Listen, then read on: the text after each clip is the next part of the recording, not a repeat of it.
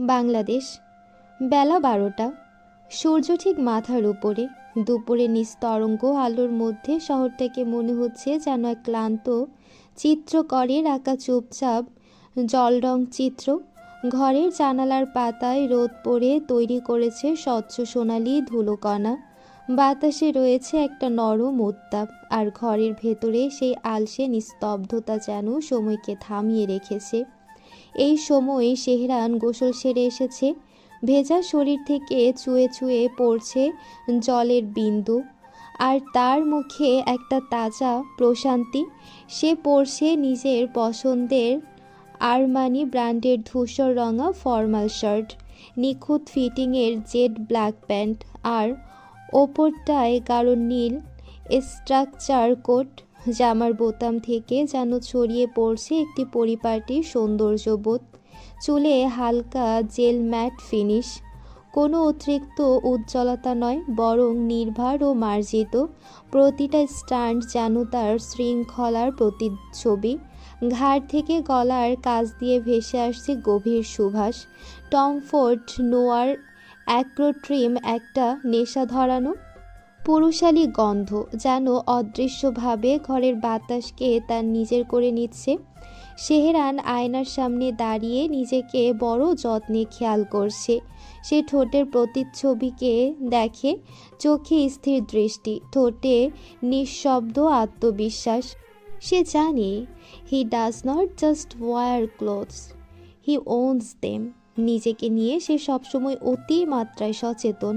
দেহ, রুচি, অভিব্যক্তি সব কিছুতেই সে প্যাশনেট।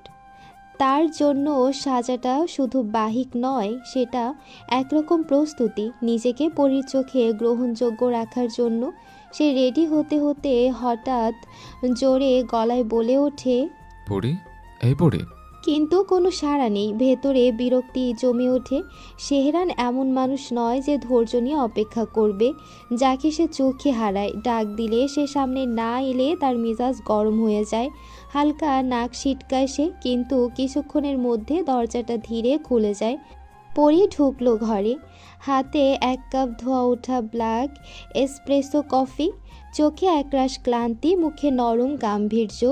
ঘরে ঢুকেই একবার চারপাশে তাকায়। এই কয়েকদিনে এই ঘরটার প্রতি তার মনে এক অদ্ভুত টান জন্মে গেছে। এই দেয়াল, এই বিছানা, আয়নায় সেহরানের ছায়া, বালিশে তার ঘুমের গন্ধ, সব মিলিয়ে যেন এক টুকরো ঘরোয়া নিরাপত্তা।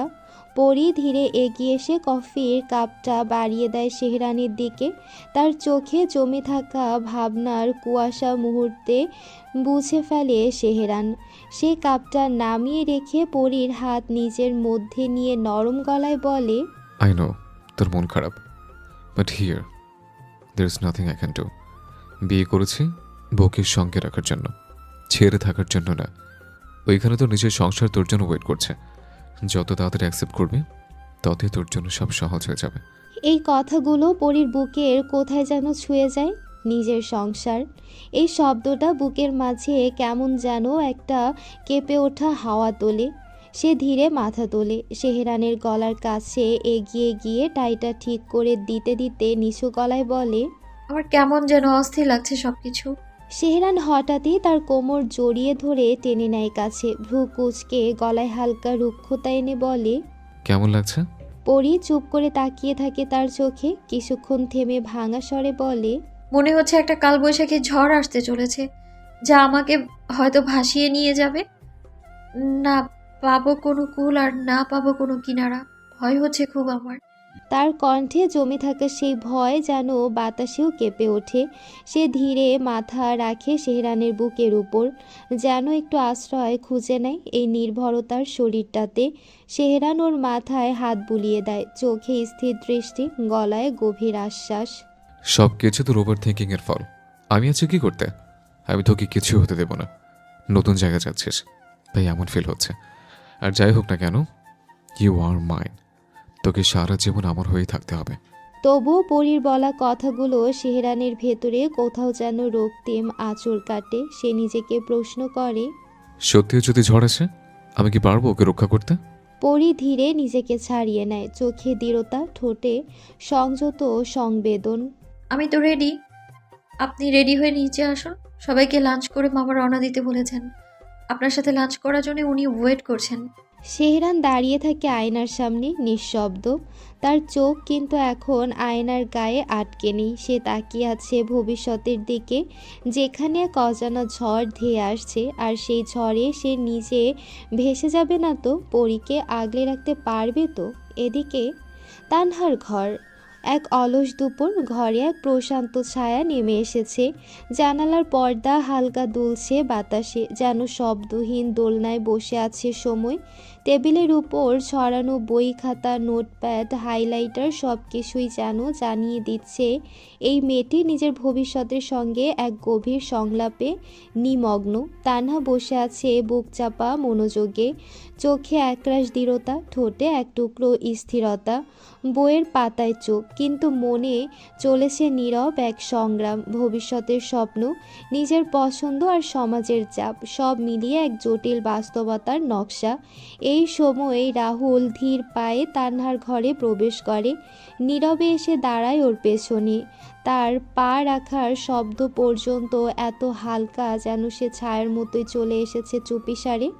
রাহুল হঠাৎ ওর কানের কাছে মুখ নিয়ে ফিসফিস করে বলে, আজ খালি হাতে ঠিকই ফিরে যাচ্ছি, কিন্তু খুব শীঘ্রই তোমাকে আমার কাছে ফিরতেই হবে ধানীলঙ্কা। তানহা শিউরে ওঠে। আচমকা সেই গলা যেন তার মেরুদণ্ড বেয়ে এক শীতল স্রোতের মতো নেমে যায়। সে দ্রুত উঠে দাঁড়ায়, চোখ দুটো তীক্ষ্ণ বিদ্যুতের মতো জ্বলে ওঠে। রাহুলের দিকে তাকিয়ে সে স্পষ্ট ভাষায় বলে, এটা শুধু স্বপ্নেই সম্ভব, বাস্তবে নয়। আমি ওখানে ঠিকই যাব, তবে আপনার জন্য না, শুধুমাত্র পড়তে। কণ্ঠে দৃঢ়তা, চোখে প্রত্যাখ্যানের আগুন। রাহুল কিন্তু থামে না। সে তানহার তুলে ধরা আঙ্গুলটা ধরে ধীরে ঠোঁট ছুঁয়ে দেয়, একটা অদ্ভুত মায়াবী দৃষ্টিতে বলে, নো প্রবলেম ডিয়ার, আমি জোর করেই তোমায় তুলে নিয়ে যাব, এরপর সোজা বিয়ে করে বাসর করব। তার কণ্ঠে একরকম স্বপ্নীল দম্ভ আর চোয়ালে পাগলামির আভাস। সে আরও যোগ করে, তুমি রাজি না থাকলেও প্রবলেম নেই। আসলে অনেক ভেবে দেখলাম, আমার লাইফটা এত মিষ্টিময় না হলেও চলবে। জীবনে একটু ঝাঁঝেরও দরকার আছে। তোমার মতো ধানীলঙ্কা আমার জন্য একদম পারফেক্ট। তানহা তখনও চোখে আগুন নিয়ে বলে, আপনি জোর করলে শুধু আমার দেহ পাবেন, কিন্তু মন পাবেন না, অশুভ লোক। ওর ঠোঁট কেঁপে ওঠে রাগে আর বিরক্তির সুর গলায় স্পষ্ট, কিন্তু রাহুল তাতে দমে না। সে এক ঝটকায় তানহাকে পেছন ফিরিয়ে নিয়ে আসে তার মুখোমুখি, চোখে এক ঠাট্টার দীপ্তি, ঠোঁটে এক অদ্ভুত হেলা ফেলা। দেহ ইজ মোর ইম্পর্টেন্স, তাই আমার শুধুমাত্র তোমার দেহ পেলেই হবে। মন দিয়ে হয় ও কচু। এই কথা শুনে তানহা যেন স্তব্ধ হয়ে যায়, তার ঠোঁট কাঁপে। সে ভয়ে নিজের ঠোঁট চেপে ধরে হাত দিয়ে, যেন শব্দ করে ফেললে নিজেকে এই দোষী মনে হবে। রাহুল হাসে, ঠোঁটে এক অদ্ভুত খেলা। তারপরে ধীরে তানহার হাতে একটা আংটি পরিয়ে দেয়। এই যে তোমাকে আমার নামে বরাদ্দ করে গেলাম। সে মৃদু গলায় বলে, তারপর হঠাৎ তানহার কপালে ঠোঁট ছুঁয়ে দেয়, একটা কপট কোমলতা, যেটা শুধু আদর নয়, অধিকারের দাবি। বাই। এই এক শব্দের বিদায়ে সে বেরিয়ে যায় ঘর থেকে। তানহা দাঁড়িয়ে থাকে চুপচাপ, তার চোখ এখনো আটকে আছে সেই খোলা দরজার দিকে। চোখে বিস্ময়, মনে আতঙ্ক, বুকের গভীরে জমে থাকা অজস্র প্রশ্ন। রাহুল কি শুধু এক উন্মাদ, নাকি এই তার ভালোবাসার সংজ্ঞা? এরপরে বাতাস কেমন ভারী হয়ে আসে, যেন ঘরের প্রতিটা কোণায় জমে উঠেছে এক অনিশ্চিত ছোঁয়ার ধোঁয়া। ফ্লোরেন্স, ইতালি, সকাল 8টা।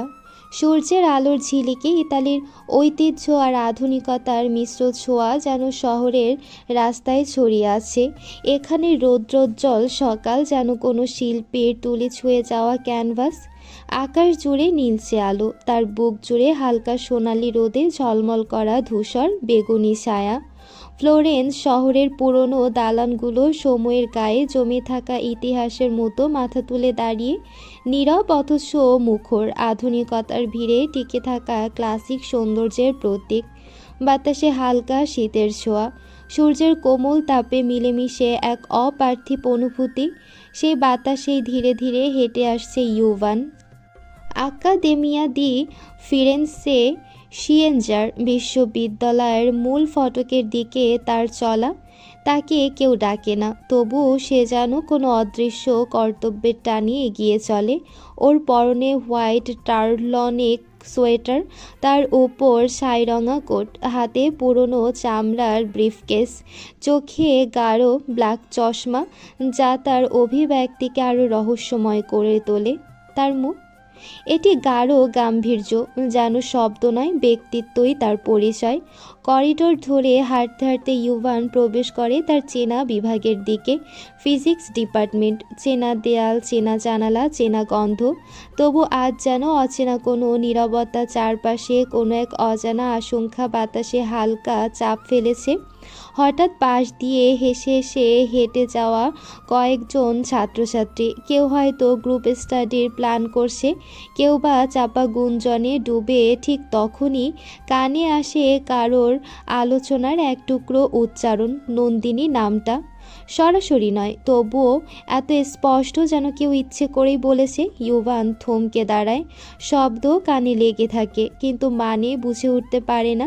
তার মুখে এক মুহূর্তের দুশ্চিন্তার রেখা ফুটে ওঠে, কিন্তু পরক্ষণেই নিজের ভেতরে নিজেই বলে ওঠে, আর না, সময় হয়ে গেছে এখানে শীঘ্রই রিজাইন দেওয়ার। এই কথার রেশ মাথায় রেখে ইউভান ঢোকে ক্লাসরুমে। আজকের ক্লাসটা জরুরি, একটা বড়সড় পরীক্ষা হবে। ইতালিতে প্রায় এমন পরীক্ষা মৌখিক ও লিখিত উভয়ভাবেই নেওয়া হয় এবং শিক্ষার্থীদের পর্যবেক্ষণও করা হয়। পরীক্ষা শুরু হয়, ইউভান প্রফেসর হিসেবে প্রতিটি শিক্ষার্থীর খাতা গ্রহণ করে, নির্দেশনা দেয় এবং গভীরভাবে পর্যবেক্ষণ করে। কিন্তু একসময় হঠাৎ তার চোখে গিয়ে পড়ে নন্দিনীর দিকে। ও বিড়বিড় করে বলল, মেয়েটা কি করছে এখানে? ও তো অসুস্থ। সকালে বিশ্ববিদ্যালয় ইউভান ঠিকই এসেছে, কিন্তু নন্দিনীকে বলেনি আজকের পরীক্ষার কথা। সে ভেবেছিল ইউএসএ গিয়ে ওর বাকি স্টাডি ওখানেই শেষ করাবে। এই অবস্থায় সে এলো কেন? আর একা এলো কেন? নন্দিনী যখন ঘুমিয়েছিল, ইউভান তখন ওকে বিরক্ত করে ভার্সিটিতে চলে এসেছিল। ইউভানের মনোযোগ কাড়ে নন্দিনীর মুখ, চোখের নিচে ক্লান্তির কালি, কাঁধ কেমন যেন হেলে পড়েছে, ঠোঁটে কোনো রং নেই। ও মনে মনে রেগে যায়। এখন কি ও বোঝে না এই সময়টা ওকে কতটা সাবধানে থাকা উচিত? নিজেই বিড়বিড় করে ওঠে ইউভান। ঠিক তখনই নন্দিনী চোখ তুলে তাকায় ইউভানের দিকে। চোখে চোখ পড়ে মাত্র এক মুহূর্ত, তারপরই নন্দিনী চোখ সরিয়ে নেয়, কারণ মনে পড়ে ইউভানের সেই একদিনের নিষেধ। ক্লাসে যেন এভাবে না তাকায়। ইউভান খানিকটা অবাক হয় ওর মুখ ফিরিয়ে নেওয়ায়। মনে পড়ে নিজের পুরনো কথাগুলো। মেয়েটা এখনো এসব মনে রেখেছে। মুখে একটুখানি অবাক হাসি ফুটে ওঠে, একটা শিশু সুলভ আবেগ যেটা নন্দিনীর চোখে আজও মেলে ধরে। কিন্তু আজকের দিনটা শুধুই তার আর নন্দিনীর নয়, চারপাশে ছড়িয়ে পড়েছে কিছু নজর, কোনো সোজাসাপটা দৃষ্টি নয়, যেন অদৃশ্য কোনো ছক, কোনো ফাঁদ। পরীক্ষা শেষ হতে সময় লাগে প্রায় 2 ঘন্টা। ছাত্রছাত্রীরা ধীরে ধীরে ক্লাসরুম থেকে বেরিয়ে যায়। নন্দিনীও ধীর পায়ে এগিয়ে চলে দরজার দিকে। ঠিক তখন ইউভান ওর হাত চেপে ধরে, স্বরে হালকা রাগের ছোঁয়া। এই সিচুয়েশনে কেন আসতে গেলে নন্দু? একটু সুস্থ হলে তারপর না হয় আসতে। নন্দিনী মুখ তুলে শান্ত স্বরে জবাব দেয়, ভার্সিটি থেকে ইমেল করেছিল আজ অ্যাটেন্ড করার জন্য, তাই এসেছি। এখন আবারও চলে যাচ্ছি। ইউভান ঘড়ি দেখে বলে, এক কাজ করো, ক্যান্টিনে গিয়ে কিছু খেয়ে নাও। একটু ওয়েট করো প্লিজ, সাবধানে। আমার একটা দরকারি ক্লাস আছে, সেটা শেষ করেই আসছি। আমার সাথেই ফিরবে। নন্দিনী মাথা নাড়ে, আর কোনো প্রশ্ন না করে ধীরে ধীরে চলে যায় ক্যান্টিনের দিকে। পায়ের গতি ধীর, কিন্তু মন স্থির, চোখে মুখে এক ক্লান্তির ছায়া। তবু ভেতরে ভেতরে যেন লড়াইয়ের প্রস্তুতি নিচ্ছে সে, অজানা কোনো ঝড়ে, যা কিনা তার দিগন্তেই অপেক্ষা করছে। ক্যান্টিনের এক কোনায় নিঃশব্দে বসে আছে নন্দিনী। সামনে রাখা ছোট্ট এক ট্রেতে একটা আধা খাওয়া আপেল জুস। মাথাটা টালমাটাল যেন দুলছে ভেতরটা। শরীর কেমন ক্লান্ত, অস্থির লাগছে। বুকের ভেতরটায় চেপে বসে আছে এক অজানা ভার। ভার্সিটিতে দেশে এসে আজ যেন সব কিছুই ভুল মনে হচ্ছে। চোখ নিচু করে চুমুক দেয় জুসে, কিন্তু গলার নিচে নামতেই এক ধরনের গা ঘিনঘিনে অস্বস্তি বোধ হয়। মনে মনে নিজেকে ধমক দেয়, আশাটাই কি ভুল ছিল আজ? মোবাইলটা বারবার চেক করে। ইউভানের কোনো ফোন নেই এখনও। সে জানে আজ ওর ক্লাস ছিল, তাই বিরক্ত করতে চায় না। তবু অপেক্ষার একটা অস্থিরতা গিলে খাচ্ছে ওকে। ঠিক তখনই একদল ছেলে আর মেয়ে এগিয়ে আসে ওর দিকে। ওদের মুখে হাসি, কিন্তু সেই হাসি যেন বিষ মাখানো। প্রথমে শুধু একভাবে তাকিয়ে থাকে, তারপর একে একে কথা ছুড়ে দিতে শুরু করে। Hey babe, why so Ellen? Wanna spend the night with some real Italian boys? Nandini রীতিমতো হতভম্ব, চোখ বড় হয়ে যায় অবিশ্বাসে। এই ছেলেমেয়েগুলো এখানকার ছাত্র, সেদিকে কোনো সন্দেহ নেই, কিন্তু ও তো কখনো এদের সাথে কথাও বলেনি। এরপরও ওরা থামে না, ওদের মুখে মুখে বাড়তে থাকে কদর্যতা। এক একটা শব্দ যেন বিষাক্ত তীর। একজন ছেলে এগিয়ে এসেই বলে, You look so available, just like your kind. তোমায় দেখে একদম প্রস্তুত মনে হচ্ছে। আসলে তোমাদের জাতটা এমন। আরেকটা মেয়ে কটাক্ষ করে বলে। নন্দিনীর চোখে বিস্ময় আর অপমান একসঙ্গে ধরা দেয়। ওরা কি বলছে এসব? একটা ছেলে হঠাৎ ওর গায়ে হাত রাখে। নন্দিনী পিছিয়ে আসে, পেছন থেকে আরেকজন ধাক্কা দেয়। অসহনীয় হয়ে যায় মুহূর্তটা। একটানা ঘৃণা আর স্পর্শ সহ্য করতে না পেরে নন্দিনী ঘুরে দাঁড়িয়ে একটা চর বসিয়ে দেয় সেই ছেলের গালে। সাথে সাথে সেই ছেলের মুখ ঘুরিয়ে থুতু ফেলে চেঁচিয়ে ওঠে, You dirty slut, now we'll show you permission. ওরা দলবদ্ধভাবে নন্দিনীকে টানতে টানতে নিয়ে যায় বিশ্ববিদ্যালয়ের প্রশাসনিক ভবনের দিকে, যেখানে সিনিয়র ডিসিপ্লিনারি বোর্ডে একাধিক শিক্ষক একত্রে অভিযোগ শোনেন। সেখানে উপস্থিত রয়েছে বেশ কয়েকজন প্রফেসর, বিভাগীয় প্রধান, অ্যাডমিন। নন্দিনীকে ঘিরে ধরে ছাত্রছাত্রীদের সেই দল। তারা একের পর এক অভিযোগ ছুড়ে দেয়। She sabled a without reason. ওর শাস্তি চাই আমরা। একজন ছেলে এসেই বলে, She provoked us sexually. ও আমাদের মারা করার চেষ্টা করছে। আরেকজন বলে। নন্দিনী হতভাগ, ঘেমে উঠেছে কপাল। তবু নিজের আত্মসম্মান রক্ষা করতে গলা শক্ত করে বলে, দে হ্যারেস্ট মি স্যার। ওরা মিথ্যে বলছে, আরও আমাকে উত্ত্যক্ত করেছে, গায়ে হাত দিয়েছে আর বলেছে জঘন্য সব কথাবার্তা। ঠিক তখনই সামনে এসে দাঁড়ায় এক প্রফেসর। মুখে কুটিল হাসি, চোখে হিংসা, কণ্ঠে বিকৃত বাঁকা সুর। তুমি কেন ওদের গায়ে হাত দিলে? এটা শারীরিক হিংসা, জানো তো? এইখানে তুমি ছাত্রদের চর মারতে পারো না শুধু নিজের আবেগে ভেসে। নন্দিনী আবার নিজের অবস্থান বোঝায়, ঘটনা খুলে বলে, কিন্তু তখন ওই প্রফেসর থুতু গিলতে গিলতে বলে, ওরা মিথ্যে বলেনি, তোমার চেহারাই বলে দিচ্ছে তুমি কেমন। তুমি চাইলে আমাদের কয়েকজন প্রফেসরকে খুশি করতে পারো, যেমনটা তুমি প্রফেসর ইউভানকে করেছো। তুমিও হ্যাপি থাকলে সাথে আমরাও happy. It's a fair deal. তোমারও লাভ হবে, সাথে আমাদেরও একটা মিউচুয়াল চুক্তি হবে, তাই না? চারপাশে ফেটে পড়ে বিকৃত এক হেসে উঠি উঠি করতালি। ছাত্র শিক্ষকেরা যেন কোনো নাটকের খল চরিত্র। নন্দিনী স্তব্ধ, চোখের কোণে থেকে জল গড়িয়ে পড়ে। ঠিক তখনই এখানে প্রবেশ করে ইউভান। ওর চোখ বড় হয়ে যায়, মুখ থমকে থাকে। ওর সামনে এখন নন্দিনী দাঁড়িয়ে, চারদিক থেকে ঘিরে ধরেছে ওদের ছায়ামানব গোষ্ঠী। ওর চোখে জল, ঠোঁট কাঁপছে। প্রফেসর তখনই আবার বলে, মেবি আমরাও তোমাকে একটু পরীক্ষা করে দেখতে পারি, তাই না? ঠিক সেই মুহূর্তে ইউভান ঝাঁপিয়ে পড়ে সে প্রফেসরের হাত মুচড়ে ধরল। চোখে ক্ষোভ, মুখে জ্বলে ওঠা আগুন। ডোন্ট ইউ ডেয়ার, আর একবার ছুঁয়ে দেখ ওকে। ইউভান থেমে যায় না, ঘুষি দেয়, সাথে ধাক্কা আর চিৎকার করে সবার সামনে ছিঁড়ে ফেলছে মিথ্যা সম্মানের মুখোশ। কেউ কেউ এগিয়ে আসতে চায়, কিন্তু সাহস পায় না। আর ঠিক পেছনে নন্দিনী হাঁটু গেড়ে বসে পড়ে, পেটে হাত চেপে ধরেছে, সারাটা দেহ কেঁপে উঠছে কান্নায়। ঠিক তখন প্রিন্সিপাল রুমে প্রবেশ করেন। ঠান্ডা শুষ্ক কণ্ঠে বলেন, এই মেয়েটার দোষ আছে। সি সিরিয়াসড ইউ প্রফেসর ইউভান, যাতে পরীক্ষায় টিকে থাকতে পারে। ইউভান থেমে যায়, তারপর সোজা পায়ে হেঁটে যায় নন্দিনীর দিকে। তার হাত ধরে নিজের বুকে টেনে নেয় সবার সামনে। সবাইকে উদ্দেশ্য করে বলে, আর একটা কথা বললে তোদের জিভ ছিঁড়ে ফেলবো আমি। Nandini is my wife, stay away from her.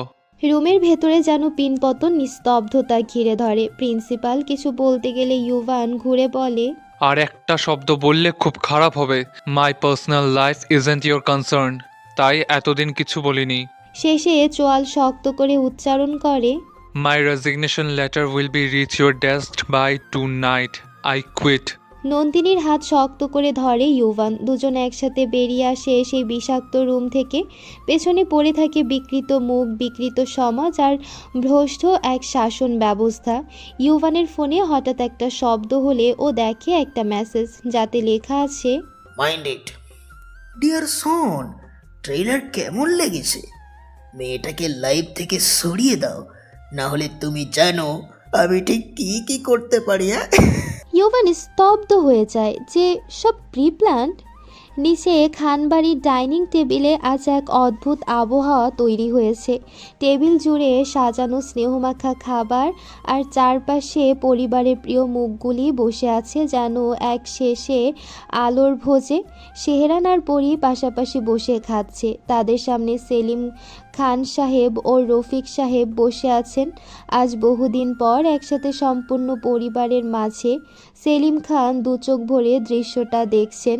চোখে গভীর মুগ্ধতা আর হৃদয়ে চাপায় একটা হাহাকার। তিনি মনে মনে ভাবছেন, বয়স হয়ে গেছে, আর কবে বা এমন আনন্দের মুহূর্তের মুখোমুখি হব? আদৌ হব তো? আজ তিনি নিজ হাতে দুই ছেলের প্লেটে খাবার তুলে দিচ্ছেন। শেহরিশ তার বাবার এই ক্ষণিকের দুর্বলতা বোঝে।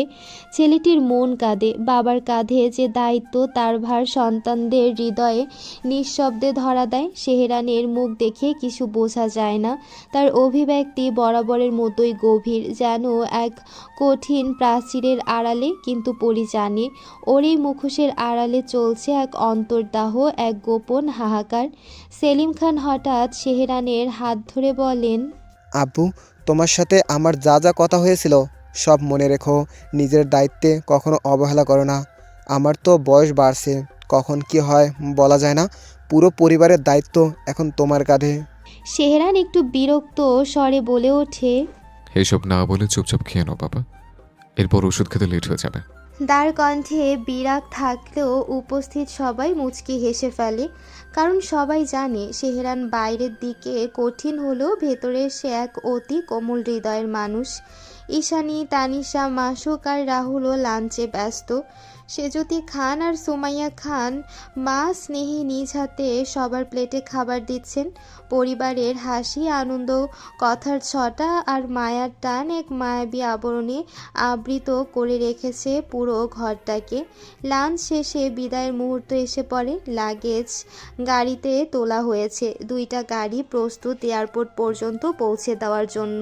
সেলিনা চৌধুরী এসে দাঁড়িয়েছেন। পরি মায়ের বুকে মুখ গুজে কান্না করছে, কিন্তু সেলিনা চৌধুরীর কণ্ঠ দৃঢ়। পরি, তুমি তো ছোট না আম্মু, নিজের সংসারে যাচ্ছ, নিজেকে সামলে নাও। সব মেয়েদের একদিন না একদিন তো যেতে হয়। শেহরান একপাশে দাঁড়িয়ে এই কান্না দেখে রাগে ফুঁসছে। ওর ধারণা পরি অকারণে চোখের জল ফেলছে। হঠাৎই ও এগিয়ে গিয়ে পরির হাত ধরে টেনে নিয়ে বলে, আর একবার কাঁদতে দেখলে ঠাঠি একটা চড় দেব। তোকে কি কিডন্যাপ করে নিয়ে যাচ্ছে? আমি বিক্রি করে দেবো নাকি?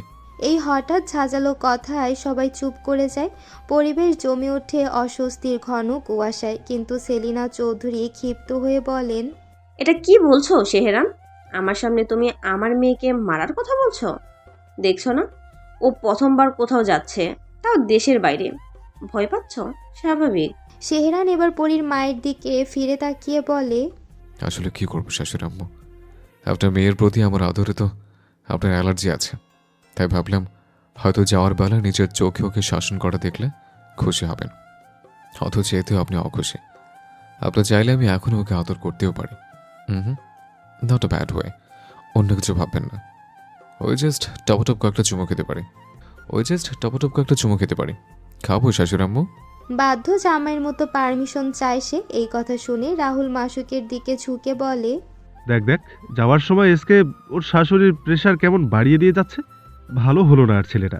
মাসুক হেসে গড়িয়ে পড়ে। সেলিনা চৌধুরী মুখ ঘুরিয়ে নিয়ে রাগে বলেন, তুমি আসলে একটা অত্যন্ত নির্লজ্জ ছেলে। বাকিরা অপ্রস্তুত হয়ে কিছুই বলে না। সেলিম খান আরিফের সঙ্গে কথা বলায় ব্যস্ত, তাই এই মুহূর্তে কিছুই টের পান না। পরীর কান্না ততক্ষণে থামিয়ে ফেলে, কিন্তু মনের ভেতর রাগ, লজ্জার অপমান মিলিয়ে এক অদ্ভুত বিস্ফোরণ ঘটে। সে সেহরানের হাতে আঙ্গুল চেপে নখ বসিয়ে দেয়। সেহরান তাকিয়ে থাকে পরীর দিকে, তার চোখে এমন এক ভাষা যেন বলছে, একবার তো শুধু একা পাই, তারপর দেখিস কি করি।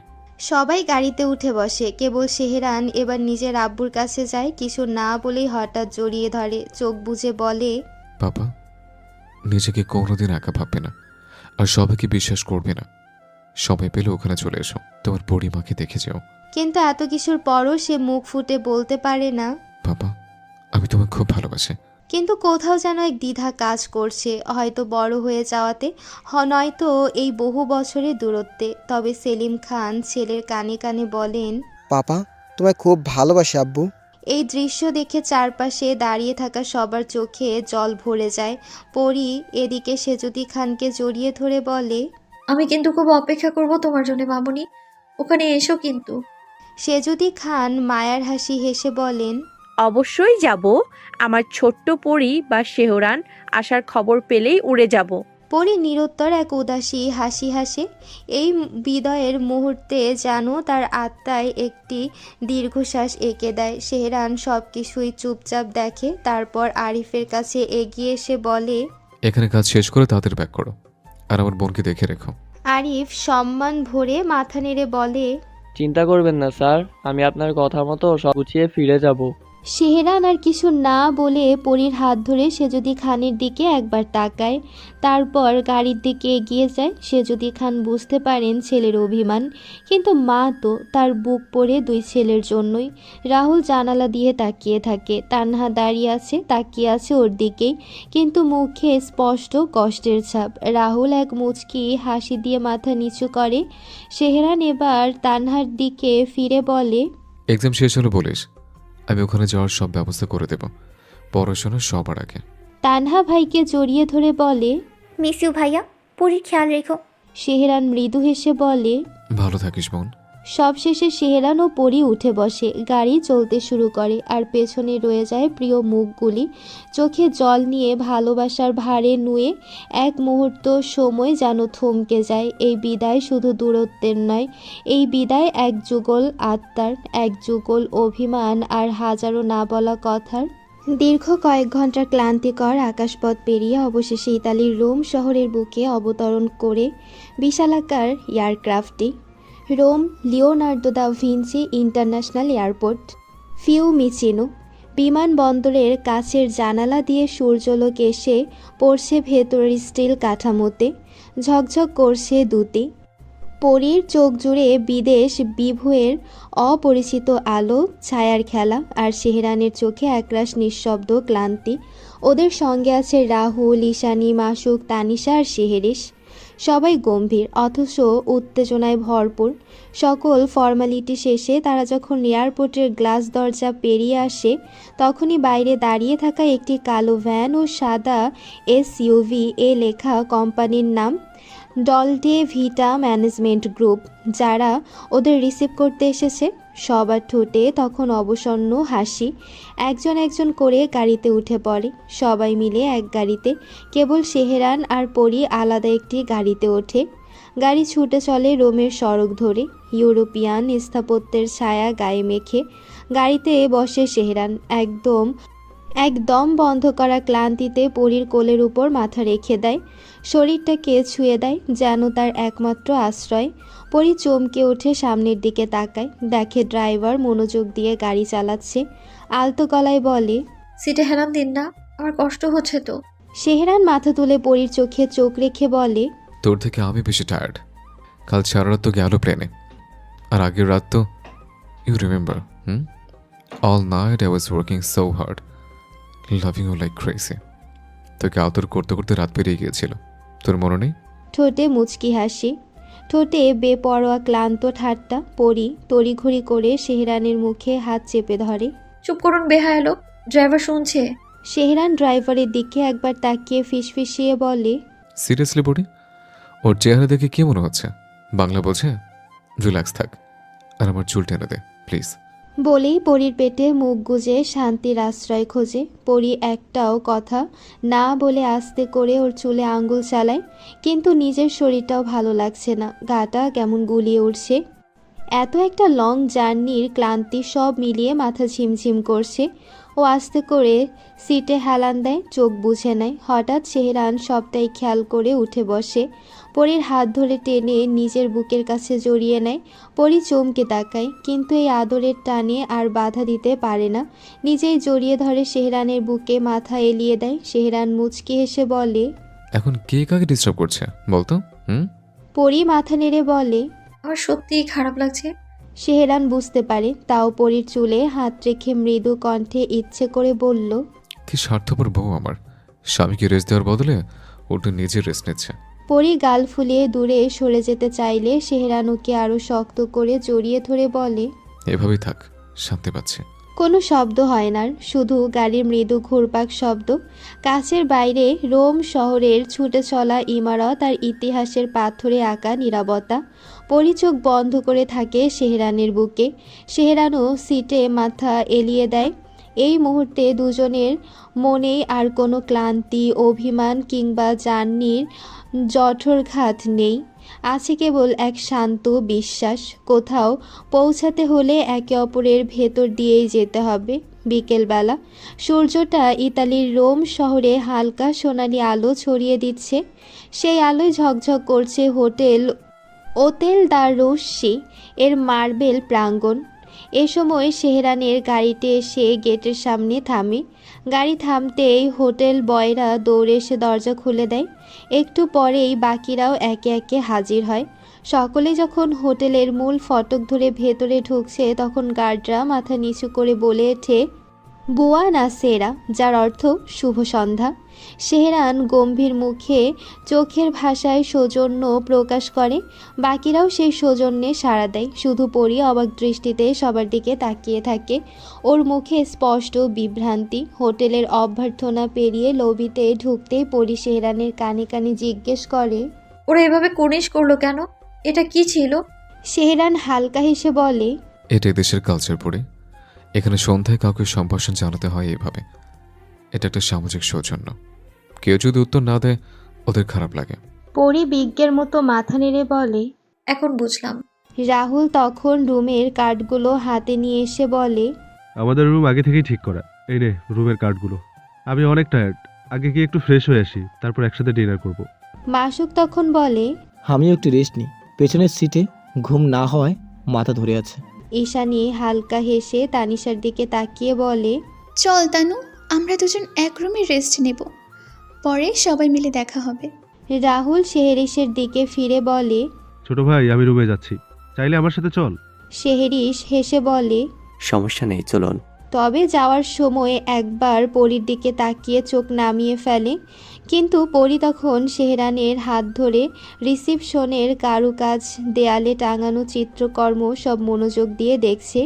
ঈশানী যখন তানিশার সাথে বেরিয়ে যেতে চায়, হঠাৎ মাসুক তার হাত চেপে ধরে ফিসফিস করে বলে, তুই ওর সাথে কেন যাচ্ছিস? আমার সাথে চল, এটা বাংলাদেশ না। ঈশানীকে কিছু বলার সুযোগ না দিয়েই মাসুক ওকে নিজের দিকে টেনে নিয়ে যায়। তানিশা যেন আগে থেকে জানতো এমন কিছু হবে, তাই চোখে মুখে ডোন্ট কেয়ার ভঙ্গি নিয়ে নিজের রুমে চলে যায়। পরী স্তব্ধ হয়ে ওদের দিকে তাকিয়ে থাকে, কিছুটা বিভ্রান্ত, কিছুটা বিস্মিত।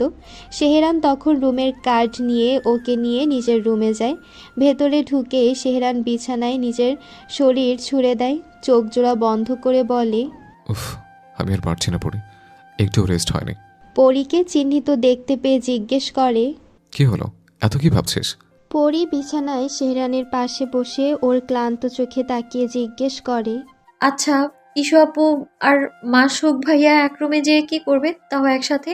সেহরান হাসতে হাসতে ওর হাত ধরে নিজের কাছে টেনে নিয়ে বলে, যেটা আমি তোর সাথে রোজ করি আমাদের বন্ধ রুমে, সেটা ওরা করবে।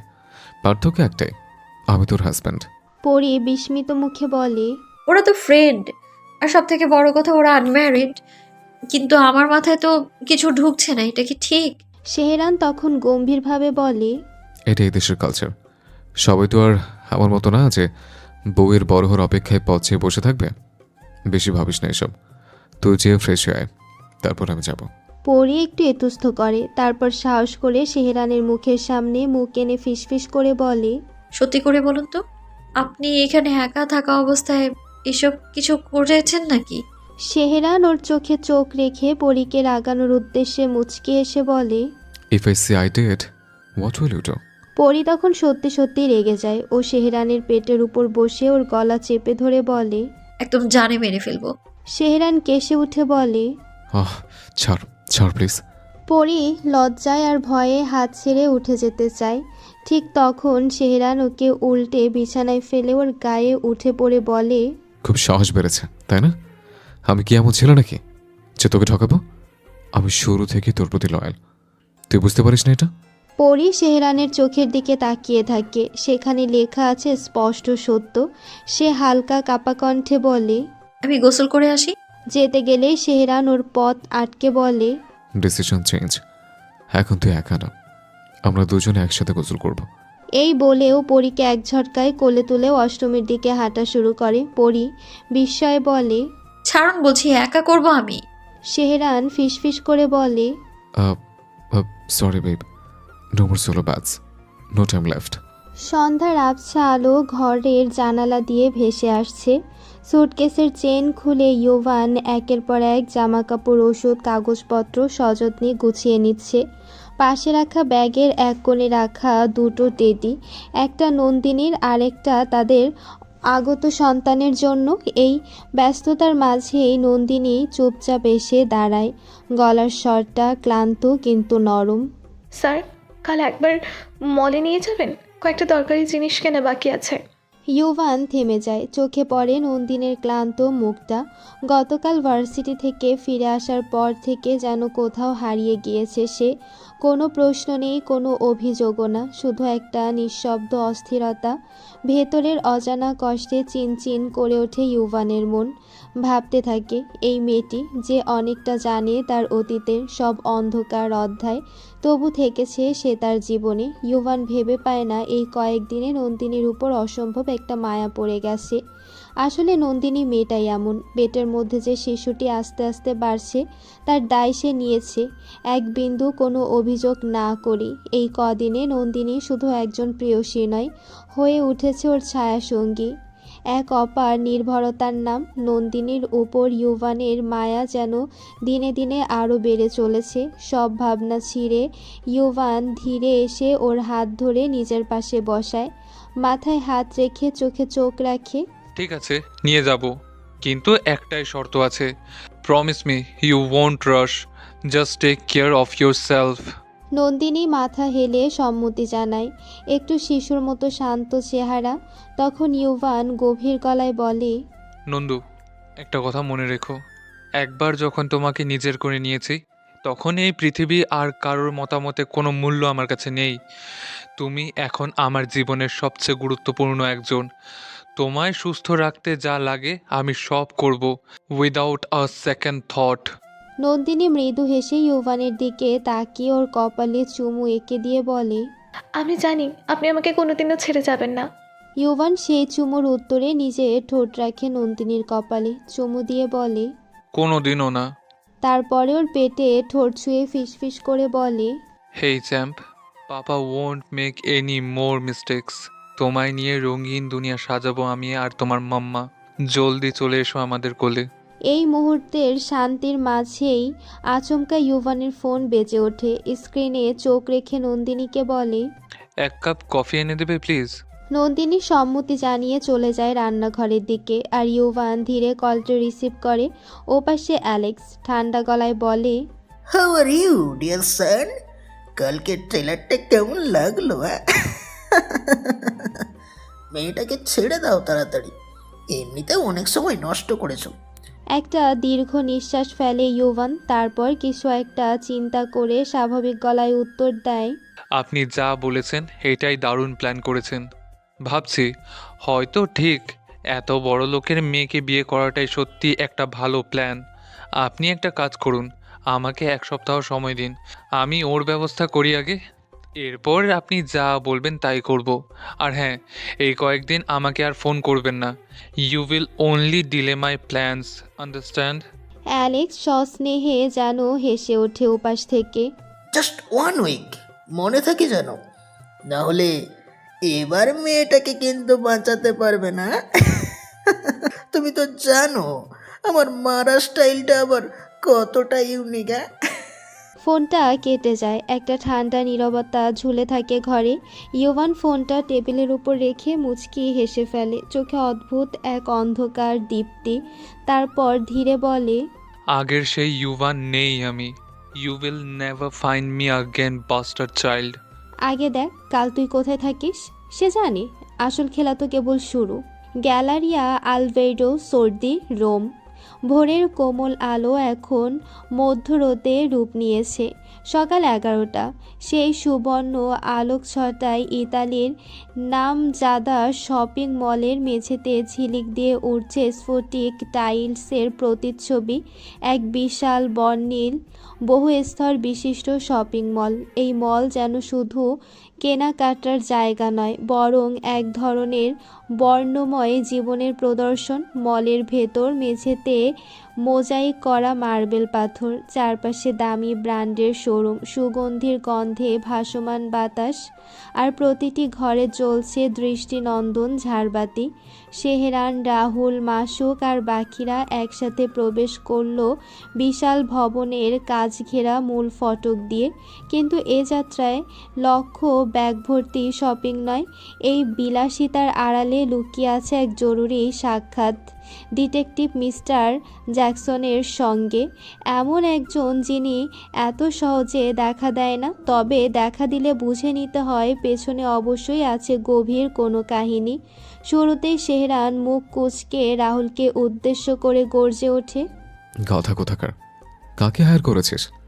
এত জায়গা ছেড়ে লোকটা শপিং মলে ডাকছে, স্টুপিড গায়।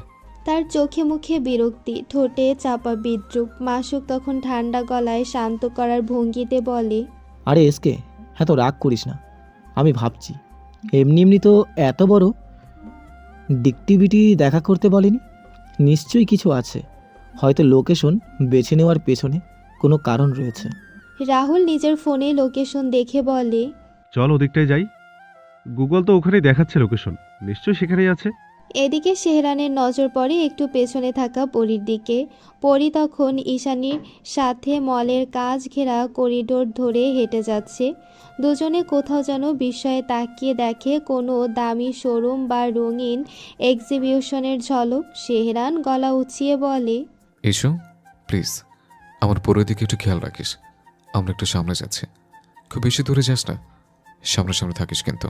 পরী যেন কিছুটা ধরা পড়ে গিয়েছে। সেহরানের ডাকে চমকে তাকায় তার দিকে। এক পলক দীর্ঘ অথচ সংক্ষিপ্ত, যেন চোখে চোখে কথা হয়।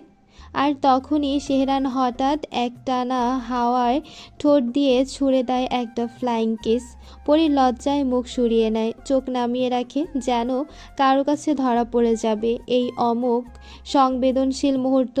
পাশেই দাঁড়িয়ে থাকা রাহুল মুখ টিপে ব্যঙ্গ করে বলে, তুই আগে তোর রোমান্স শেষ করে আয়, বুঝলি? আমরা ততক্ষণ একটু অপেক্ষা করছি। ভাই তুই কি একটু টায়ার্ড হোস না? সেহরান চোখে রোদ চশমা লাগাতে লাগাতে উত্তর দেয় গর্ভ ভরে, আমার রোমান্স সামলাতে বউ আমার টায়ার্ড হয়ে যায় ঠিকই, কিন্তু আমি রোমান্স করতে করতে কখনো একটুও টায়ার্ড হই না। এটা হচ্ছে ম্যান পাওয়ার ব্রো, তুই বুঝবি না। এই বলে নিজের জ্যাকেটের কলার তুলে নিয়ে আত্মবিশ্বাসে ভরপুর হাঁটতে শুরু করে সামনে। রাহুল তার পেছন পেছন হাঁটতে হাঁটতে মুখে বিরক্ত ভঙ্গি করে মুখ বাঁকায়। তাদের ছায়া গড়িয়ে পড়ে মার্বেলের মেঝেতে, তার পেছনে ছড়িয়ে থাকে কোনো নতুন মোড়ের আভাস। এদিকে কিছুক্ষণ পরে মলে ভেতরে উপরের দিকে ওঠা চলন্ত সিঁড়ি, অবিরাম মানুষের যাওয়া আসা, হালকা জ্যাজ মিউজিক আর আলো ছায়ায় খেলা, যেন জীবনের ভেতর জীবনেরই এক প্রতিচ্ছবি। এরকম এক দৃশ্যের মাঝে নন্দিনী হালকা প্যাস্টেল কালারের ম্যাটারনিটি ড্রেসে আস্তে আস্তে হেঁটে যাচ্ছিল। ইউভানের পছন্দের একটি শাল খুঁজে বের করার ইচ্ছায়। হাতে ছিল একটা ছোট ব্যাগ, চোখে ক্লান্তি, তবুও চেহারায় একরকম মাতৃত্বের প্রশান্ত দীপ্তি। হঠাৎ একজন তাড়াহুড়া করে হেঁটে যাওয়া মানুষের ধাক্কায় ভারসাম্য হারিয়ে ফেলে সে। চলন্ত সিঁড়ির কিনারায় পা হড়কে পড়ে যেতে যেতে আর্তনাদ করে ওঠে। আ আ দূর থেকে এক গ্লাস প্যানেল ঘেঁষে দাঁড়িয়ে থাকা ইউভান ফোনে কথা বলছিল। গম্ভীর মুখ, নিস্পৃহ ভঙ্গি, কিন্তু এক মুহূর্তে চোখ স্থির হয়ে যায়। চোখের দৃষ্টিতে আতঙ্ক ফুটে ওঠে। হঠাৎ সেই মুহূর্তে চোখে পড়ে সে ভয়ানক দৃশ্য। ওর চোখের দৃষ্টি স্তব্ধ হয়ে যায়। ফোন কানে রেখেই মুখ থেকে ফিসফিসিয়ে বেরিয়ে আসে, নন্দু।